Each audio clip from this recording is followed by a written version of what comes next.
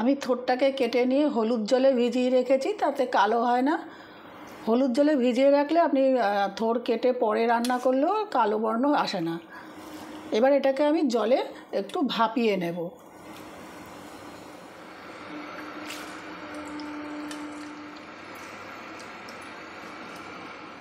দিয়ে দিচ্ছি সর্ষের তেল। আমি এই রান্নাটা সর্ষের তেলে করব, আপনারা ইচ্ছা করলে এটা সাদা তেলেও করতে পারেন বা পুরো ঘিতেও করতে পারেন।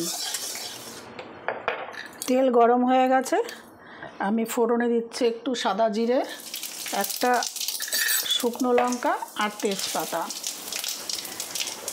এরপর এর মধ্যে আমি দিয়ে দেব একটা ছোট সাইজের আমি পেঁয়াজ কুচিয়ে রেখেছি, দিয়ে দিচ্ছি পেঁয়াজটা। আমরা থোর অনেকভাবেই খাই, বিশেষত অনেকভাবে রান্না করা যায়, নিরামিষও করা যায়, অনেক রকমভাবে রান্না করা যায়। তবে আজকে আমি যেভাবে রান্না করছি সেভাবে একবার খেয়ে দেখুন। আমরা তো সবসময় নারকেল দিয়ে করি, ঘন্ট করি বা থোর ভাজা করি, অনেক রকমভাবে করি, কিন্তু এটা একভাবে খেয়ে দেখুন কেমন লাগে। এইভাবে এটা ভাজা ভাজা হচ্ছে।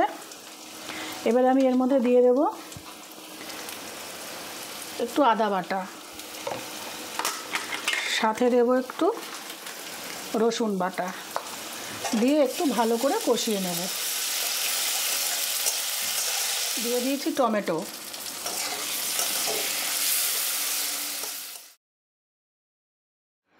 এবার তেলে ভেজে নেব কয়েকটা বড়ি। আমি সর্ষের তেলে ভাজি, আপনারা ইচ্ছা করলে এটা সাদা তেলেও ভাজতে পারেন। এটা লাল করে ভেজে নেব। বড়ি ভাজার তেলেই ভেজে নিচ্ছি কয়েকটা চীনাবাদাম।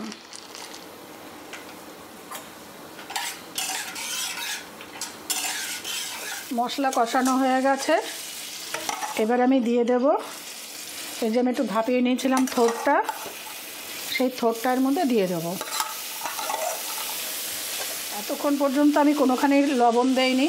এবার দিয়ে দিচ্ছি পরিমাণ মতো স্বাদ অনুযায়ী লবণ আর একটু চিনি, দিয়ে ভালো করে আমি এটাকে ভাজা ভাজা করব।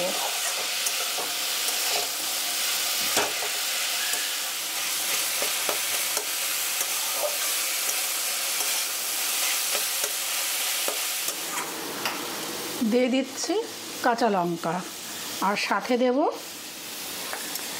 এই যে বাদাম আর বড়ি ভেজে রেখেছিলাম। এখন এটা সাথে দিয়ে আবার একটু লো ফ্লেমে ভাজা ভাজা করব।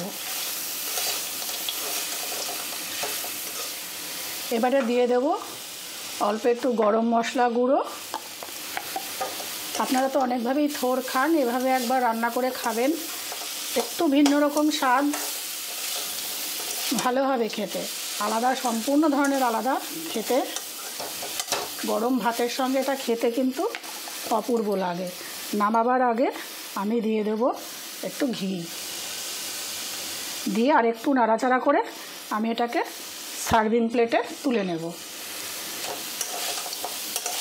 তৈরি হয়ে গেল আমার নতুন স্বাদের থোর ঘন্ট।